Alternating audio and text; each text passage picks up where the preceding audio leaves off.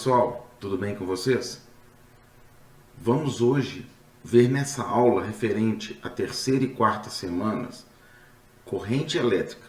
Vamos dar início à eletrodinâmica, o estudo da eletricidade em movimento, ou seja, da carga elétrica em movimento. Estávamos vendo até agora a eletrostática, o estudo da carga elétrica em repouso. Agora a eletrodinâmica está relacionado com corrente elétrica, que a gente vai estudar os elétrons, íons, cátions, ou seja, cargas elétricas em movimento. Beleza? Seguindo então o PET, o Plano de Estudo Tutorado, elaborado pela Secretaria do Estado de Minas Gerais, nós vamos dar sequência aos nossos estudos. Tranquilo? Então vamos lá. O que é corrente elétrica, né? Primeiramente, para que a corrente elétrica possa acontecer, ela precisa de um meio condutor. Ela precisa, por exemplo, de um condutor elétrico. Pode ser sólido, líquido ou gasoso. Por exemplo, eu preciso de um condutor, de um fio, de um cabo de alumínio, de um cabo de cobre, ou de uma solução salgada, uma solução aquosa misturada ali, sal de cozinha, NaCl. A lâmpada fluorescente tem gás ionizante dentro da lâmpada, não é isso? Então eu preciso de um meio condutor para que essa corrente elétrica, ou seja, para que os meus elétrons ou íons ou cátions, ânions, circulem ali naquele meio, E preciso também de ter uma fonte de tensão, ou seja, tem que ser criada uma diferença de potencial, que a gente falou um pouquinho lá na aula passada, quando a gente falou de potencial elétrico. O que é essa DDP? Diferença de potencial. Ou seja, para existir corrente elétrica, tem que ter uma diferença de potencial entre as extremidades deste condutor. Por exemplo, quando eu ligo uma pilha e coloco ali uma lâmpada ligada por cabos elétricos, tem que ter uma diferença de potencial. Qual que seria essa diferença de potencial? Um polo é positivo e o outro polo da pilha é negativo. Ou seja, eu tenho uma DDP, uma diferença de potencial, onde um potencial é maior e o outro potencial menor. Então essa fonte de tensão é criada por quê? É criada pela pilha ou pela bateria. Beleza? Então o que vem a ser corrente elétrica? Corrente elétrica vai ser um movimento ordenado de cargas elétricas. E essas correntes elétricas, elas vão ser responsáveis pela eletricidade que a gente encontra no dia a dia. Por exemplo, quando você vai tomar um banho, você liga o chuveiro elétrico. E o que acontece ali? É convertida a energia elétrica em energia térmica, ou seja, o tempo todo nós vamos ver o quê? A presença da conversão de energia.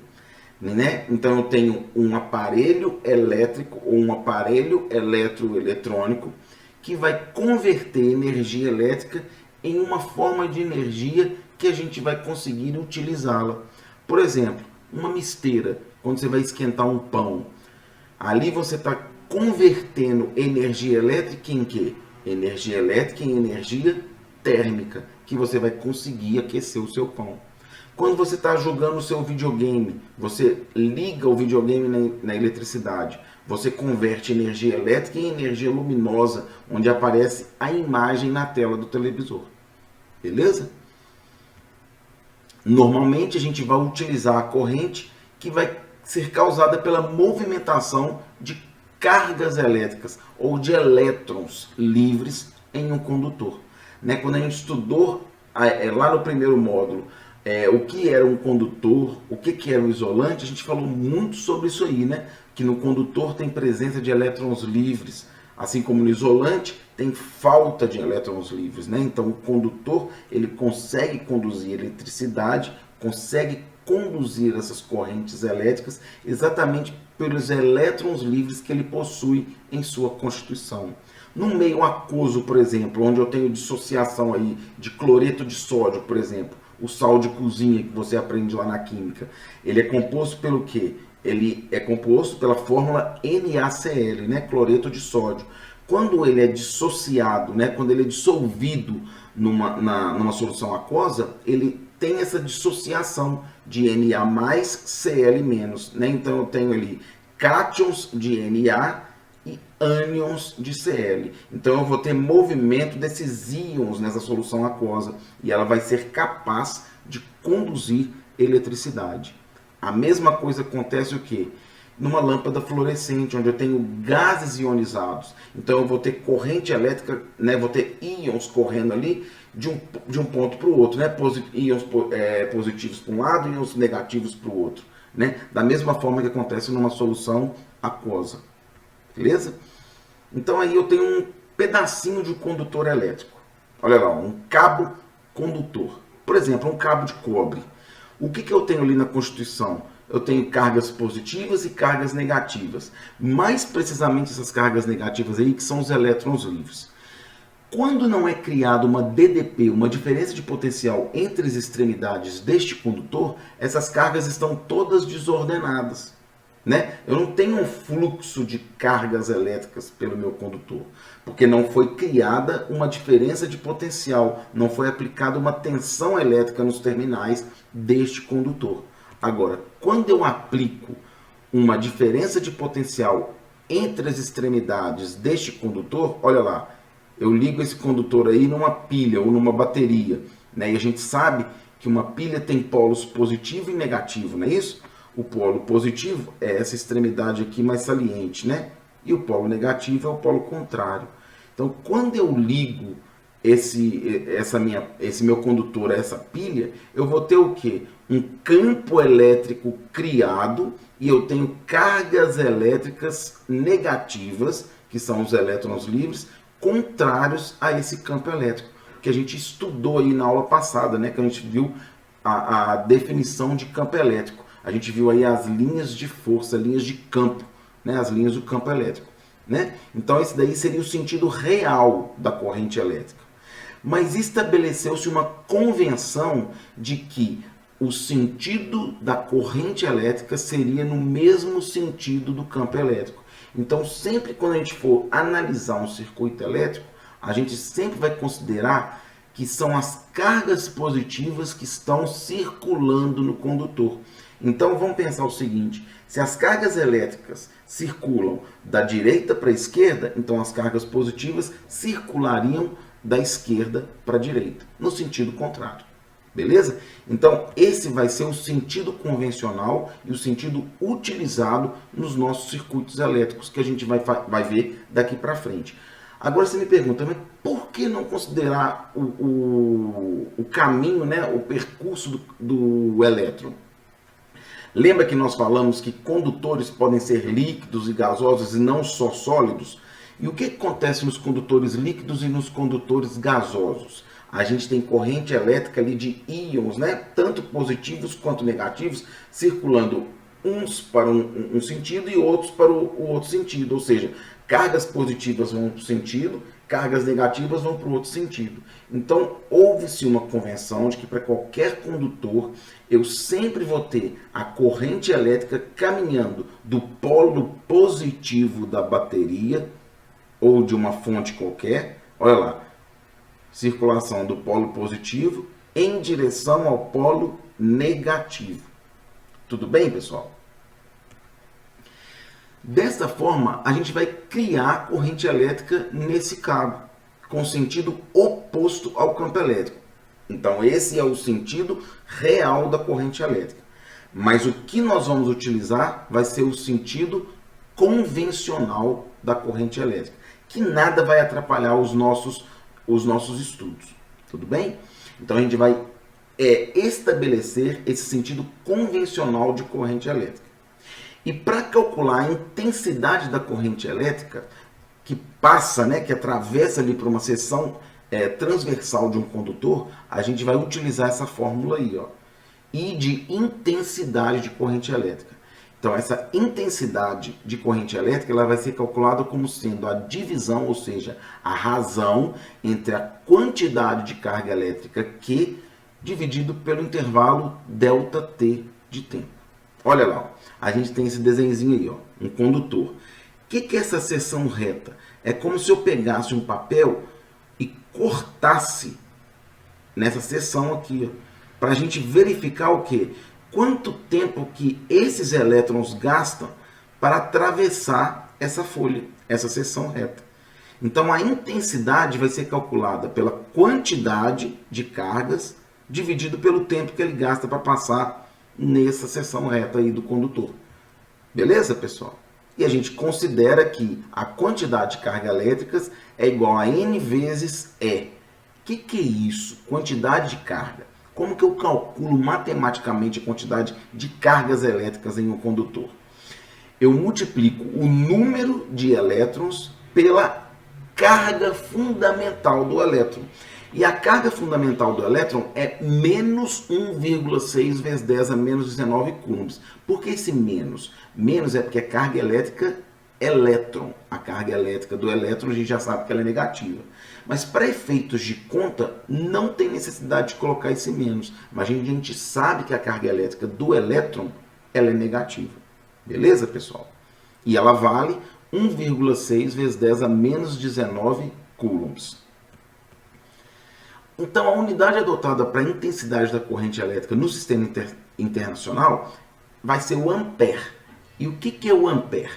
O ampere nada mais é que 1 coulomb por 1 segundo. Ou seja, é a quantidade de carga de 1 coulomb que ele leva para atravessar em 1 segundo essa seção reta do meu condutor. E por que esse nome ampere? Né? Por que 1 coulomb por 1 segundo é o ampere? É 1 ampere. Exatamente em homenagem ao físico francês de sobrenome Ampère. Ok? Então levou o nome, né, o sobrenome desse físico André aí. Beleza? Como é um nome próprio, a gente sabe que a unidade sempre de nome próprio, a simbologia dessa unidade vai ser sempre com letra maiúscula. Então é um A maiúsculo. Então a gente já sabe que 1 coulomb por segundo nada mais é que 1 ampere. Beleza, pessoal? Então você pode me perguntar, Reinaldo, então eu não estou errado de falar a intensidade de corrente elétrica ser 5 coulombs por segundo, que é igual a 5 amperes? Não está errado não, é exatamente isso. Mas a gente sempre utiliza o ampere, beleza? Então 5 coulombs por segundo é igual a 5 amperes. Ou seja, se eu pego, por exemplo, uma corrente elétrica de 5 amperes e uma corrente elétrica de 8 amperes, o que significa isso? A gente percebe que numericamente o 8 é maior que o 5. Agora, o que significa fisicamente isso? Matematicamente a gente sabe que 8 é maior que 5. Agora, como que eu sei que a intensidade de carga elétrica de 8... Desculpa. Como que eu sei que a intensidade da corrente elétrica de 8 amperes é maior que a intensidade da corrente elétrica de 5 amperes? É exatamente o seguinte, ó, 8 coulombs por segundo, ou seja, em 1 segundo atravessa uma quantidade de carga de 8 coulombs, enquanto que na de 5 amperes, 1 segundo atravessam apenas 5 coulombs de carga. Beleza? Isso é intensidade de corrente elétrica. Vamos verificar essa questão aí da PUC de São Paulo. Uma lâmpada permanece acesa durante 1 hora, sendo percorrida por uma corrente elétrica de intensidade igual a meio ampere. Qual a carga elétrica que passou por uma seção transversal do seu filamento? Pessoal, olha bem, que fórmula matemática que a gente vai utilizar? Exatamente essa que está aí na tela. Ó. I é igual a Q sobre ΔT.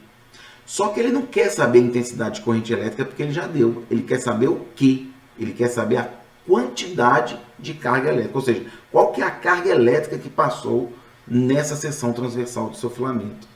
Ou seja, se ele quer saber o que, então olha bem, se I é igual a Q sobre ΔT, então Q vai ser o quê? I vezes ΔT. É só passar o ΔT que está lá embaixo, multiplicando para cima ali, multiplicando o I. Então a quantidade de carga vai ser igual a quanto?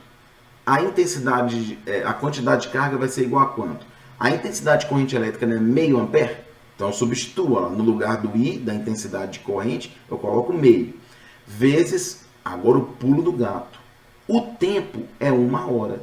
Mas olha bem o que eu estou falando aqui. Ó. A carga tem que estar em coulomb e o tempo tem que estar em segundos. Então, 1 hora eu tenho que passar para segundos. Vamos pensar comigo aqui, ó. 1 hora não tem 60 minutos? E 1 minuto não tem 60 segundos? Então, 60 vezes 60, 3.600. Então, a quantidade de carga elétrica que vai passar pela seção transversal desse filamento, dessa lâmpada aí, vai ser de quanto? Meio vezes 3.600, 1.800 coulombs. Beleza, pessoal? Só isso aí, ó. Agora vamos imaginar isso aí, ó. Quantos elétrons atravessam por uma seção reta do condutor do exercício anterior? Agora eu quero saber o N. Eu quero saber quantos elétrons passam. Na questão anterior, ele me perguntou o quê? A quantidade de carga, né? Ou seja, qual que era a carga elétrica. Agora eu quero saber quantos elétrons estão ali, ó, passando pela seção reta do condutor. Então, o que eu vou utilizar? Essa fórmula aí, ó. Q igual a N vezes E. E o Q, né? A quantidade de carga que eu acabei de calcular, que é os 1.800. Vai ser igual ao quê? N vezes 1,6 vezes 10 a menos 19. Então, eu quero saber o N, o número de elétrons que passam, né? Então, N vai ser igual a quanto? Passa 1,6 vezes 10 a menos 19 para o outro lado dividindo, então fica 1.800 dividido por 1,6 vezes 10 a menos 19. 1.800 dividido por 1,6, você fazendo a continha aí, ó, vai dar 1.125. Como 10 a menos 19 está lá embaixo, ele passa para cima, trocando o sinal. Nessa propriedade da potenciação lá da matemática, né? Então, o número de elétrons é quanto?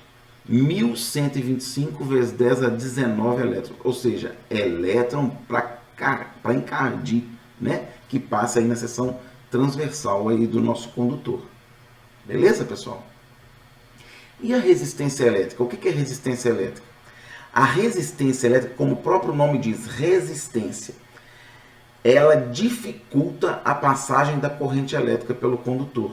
É como se eu estivesse tendo um atrito. Ó. Por exemplo, imagina a mangueira de água. Vai passar água ali dentro, não é isso? A mangueira não é feita de borracha, então a água está passando, mas a borracha está tendo atrito, tentando atrapalhar. A resistência elétrica funciona da mesma forma, fazendo essa analogia aí. Ó. A corrente elétrica quer passar pelo condutor e tem os elétrons, tem toda a estrutura, né, atômica ali que constitui o meu condutor. Então a tendência é o quê? Desses atritos aí é tender a atrapalhar. É por isso que quando você vai pegar no cabo, né, mesmo encapado, você percebe o quê? Aquele efeitozinho que é chamado de efeito Joule, aquela temperatura que eleva, né? Você sente que ele está quente, o cabo. Por quê? Porque está tendo aquele atrito. Então está tendo ali uma transformação, uma perda através de energia térmica, né? Exatamente por existir esse atrito aí, ó, dos elétrons que estão passando e essa resistência, né? Que essa dificuldade que ele encontra, né? Que os elétrons encontram de passar, né? Nesse condutor elétrico, né? E o cálculo, ele vai obedecer essa lei de Ohm aí, ó. Como que eu calculo, então, a resistência elétrica? Através dessa primeira lei de Ohm que nós vamos ver aí hoje. Qual que é a primeira lei de Ohm? R é igual a V dividido por I, onde R é a resistência elétrica, que vai ser medida em Ohm, e a simbologia é essa letra grega aí, ômega. O V é a diferença de potencial elétrico, DDP, que é medida em volts, e I é a intensidade de corrente elétrica, que é medida em ampere. E a potência elétrica, pessoal? Potência elétrica é a quantidade de energia elétrica produzida em um determinado período de tempo. A gente vai ter aí, ó, essas 3 fórmulas para calcular potência elétrica. Aí você me pergunta, mas Reinaldo, qual a fórmula que eu vou usar? Depende. Por exemplo, se ele quiser calcular a potência e ele te deu a tensão V e a corrente, você vai usar a primeira e simplesmente multiplicar a tensão V pela corrente elétrica I. Agora, se ele te deu resistência e corrente, você vai usar quem? A segunda lá. Potência igual a resistência vezes a corrente elétrica ao quadrado. E se ele tiver te dado a tensão e a resistência, você vai usar a terceira. Potência igual a V ao quadrado dividido por R.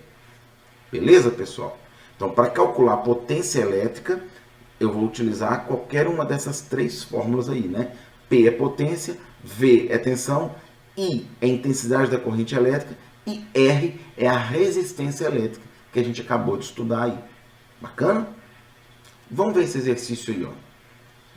Um resistor submetido à diferença de potencial de 8 volts é percorrido por uma corrente elétrica de intensidade 0,4 amperes. Determine, letra A, a potência dissipada por esse resistor.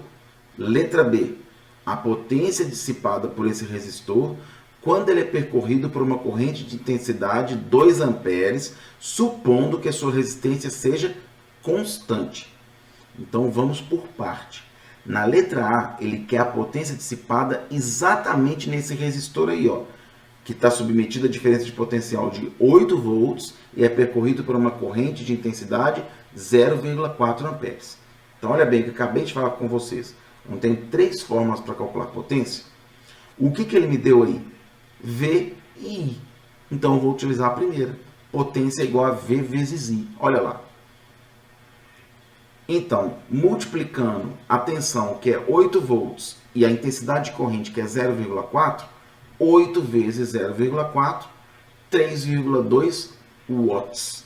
Então, a unidade de potência elétrica é watts. É esse W maiúsculo aí, que é também um físico. O sobrenome dele era Watt, por isso o W maiúsculo. Beleza? Então, a unidade de potência elétrica é Watt no sistema internacional. E a letra B? Olha bem, a letra B, ele quer também a potência elétrica, só que agora pelo resistor que passa por ele uma corrente de 2 amperes, não é mais 0,4 amperes. Então a primeira coisa que eu tenho que pensar em calcular é que a resistência elétrica. E como que eu calculo a resistência elétrica? Aplicando a primeira lei de Ohm. O que a primeira lei de Ohm me fala? Que R é igual a V dividido por I. Então a gente vai substituir os valores. V, né, a diferença de potencial que foi me dada no exercício, que é 8 volts. E o I, a corrente elétrica de 0,4 amperes. Então, R, 8 dividido por 0,4, 20 ohms fazendo as continhas. Agora eu posso calcular a potência. Então a gente vai utilizar agora, ó, eu não conheço o R, a resistência elétrica, então eu vou pegar essa fórmula da potência aí, ó, R vezes I ao quadrado. Sabendo que R, que eu acabei de calcular, é de 20 ohms, e a corrente agora é de 2 amperes, olha lá, substituindo os valores, cuidado, nada de fazer 20 vezes 2, primeira potência, olha lá, 2 elevado a 2, que é 4, depois 4 vezes 20, 80 watts. Então a potência na letra B, né, a potência elétrica, vai ser de 80 watts. Beleza, pessoal? A aula de hoje é essa daí. Tranquilo? Qualquer dúvida que vocês tiverem, reveja a aula, pegue o PET, procure mais alguma coisa na internet e faça as questões que eu sempre coloco aí na nossa sala virtual, né? As questões do PET que você vai conseguir verificar o que foi absorvido. Se você ainda tem alguma dúvida, se você não tem, beleza? Caso tenha alguma dúvida, é aquilo que a gente sempre faz. Poste lá no mural, pode perguntar também no privado, não tem problema nenhum. Tranquilo? O que não pode é você ficar com dúvida. Tudo bem, pessoal? Um grande abraço para vocês e até a próxima aula.